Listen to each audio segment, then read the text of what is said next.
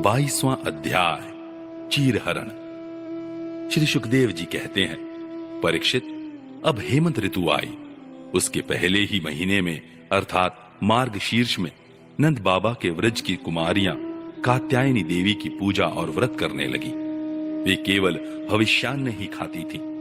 राजन, वे कुमारी कन्याएं पूर्व दिशा का क्षितिज लाल होते होते यमुना जल में स्नान कर लेती और तट पर ही देवी की बालुकामयी मूर्ति बनाकर सुगंधित चंदन, फूलों के हार, भांति भांति के नैवेद्य, धूप दीप, छोटी बड़ी भेंट की सामग्री, पल्लव, हल और चावल आदि से उनकी पूजा करती। साथ ही हे कात्यायनी, हे महामाय, हे महायोगिनी, हे सबकी एकमात्र स्वामिनी, आप नंद नंदन श्री कृष्ण को हमारा पति बना दीजिए। देवी, हम आपके चरणों में नमस्कार करती हैं। इस मंत्र का जप करती हुई वे कुमारियां देवी की आराधना करती। इस प्रकार उन कुमारियों ने, जिनका मन श्री कृष्ण पर निछावर हो चुका था, इस संकल्प के साथ 1 महीने तक भद्रकाली की भलीभांति पूजा की कि नंद नंदन श्याम सुंदर ही हमारे पति हों। वे प्रतिदिन उषा काल में ही नाम ले लेकर एक दूसरी सखी को पुकार लेती और परस्पर हाथ में हाथ डालकर ऊंचे स्वर से भगवान श्री कृष्ण की लीला तथा नामों का गान करती हुई यमुना जल में स्नान करने के लिए जाती। एक दिन जब कुमारियों ने प्रतिदिन की भांति यमुना जी के तट पर जाकर अपने अपने वस्त्र उतार दिए और भगवान श्री कृष्ण के गुणों का गान करती हुई बड़े आनंद से जल क्रीड़ा करने लगी।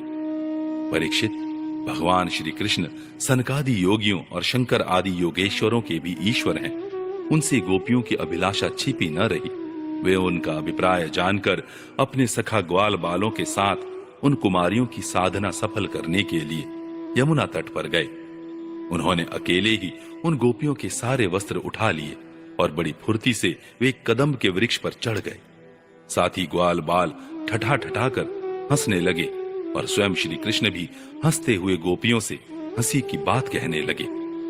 अरे कुमारियों, तुम यहाँ आकर इच्छा हो तो अपने अपने वस्त्र ले जाओ। मैं तुम लोगों से सच सच कहता हूँ, हंसी बिल्कुल नहीं करता। तुम लोग व्रत करते करते दुबली हो गई हो। ये मेरे सखा ग्वाल बाल जानते हैं कि मैंने कभी कोई झूठी बात नहीं कही है। सुंदरियों, तुम्हारी इच्छा हो तो अलग अलग आकर अपने अपने वस्त्र ले लो या सब एक साथ ही आओ, मुझे इसमें कोई आपत्ति नहीं है। भगवान की यह हंसी मस्खरी देखकर गोपियों का हृदय प्रेम से सराबोर हो गया। वे तनिक सकुचाकर एक दूसरी की ओर देखने लगे और मुस्कुराने लगी। जल से बाहर नहीं निकली। जब भगवान ने हंसी हंसी में यह बात कही, तब उनके विनोद से कुमारियों का चित्त और भी उनकी ओर खिंच गया।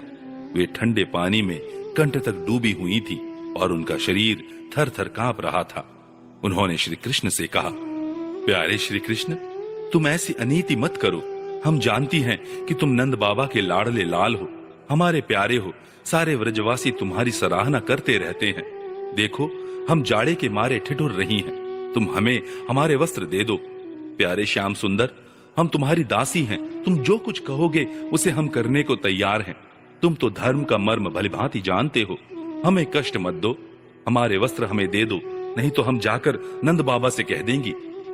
भगवान श्री कृष्ण ने कहा, कुमारियों, तुम्हारी मुस्कान पवित्रता और प्रेम से भरी है। देखो, जब तुम अपने को मेरी दासी स्वीकार करती हो और मेरी आज्ञा का पालन करना चाहती हो, तो यहाँ आकर अपने अपने वस्त्र ले लो। परीक्षित, वे कुमारियां ठंड से ठिठुर रही थी, कांप रही थी।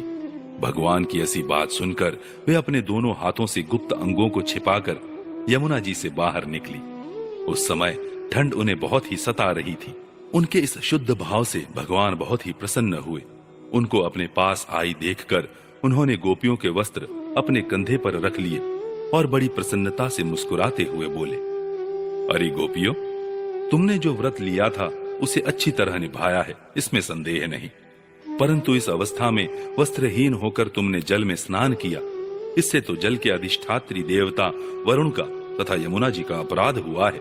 अतः अब इस दोष की शांति के लिए तुम अपने हाथ जोड़कर सिर से लगाओ और उन्हें झुककर प्रणाम करो। तदनंतर अपने अपने वस्त्र ले जाओ।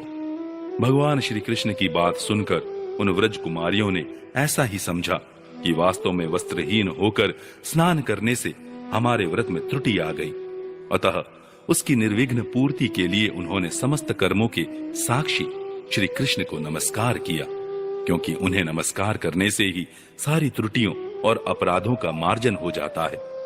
जब यशोदानंदन भगवान श्री कृष्ण ने देखा कि सब की सब कुमारियां मेरी आज्ञा के अनुसार प्रणाम कर रही हैं, तब वे बहुत ही प्रसन्न हुए। उनके हृदय में करुणा उमड़ आई और उन्होंने उनके वस्त्र दे दिए। प्रिय परीक्षित, श्री कृष्ण ने कुमारियों से छल भरी बातें की, उनका लज्जा संकोच छुड़ाया, हंसी की और उन्हें कठपुतलियों के समान नचाया, यहाँ तक कि उनके वस्त्र तक हर लिए। फिर भी वे उनसे रुष्ट नहीं हुई। उनकी इन चेष्टाओं को दोष नहीं माना, बल्कि अपने प्रियतम के संग से वे और भी प्रसन्न हुई। परीक्षित, गोपियों ने अपने अपने वस्त्र पहन लिए, परंतु श्री कृष्ण ने उनके चित्त को इस प्रकार अपने वश में कर रखा था कि वे वहां से एक पग भी न चल सकी। अपने प्रियतम के समागम के लिए सजकर वे उन्हीं की ओर लजीली चितवन से निहारती रही।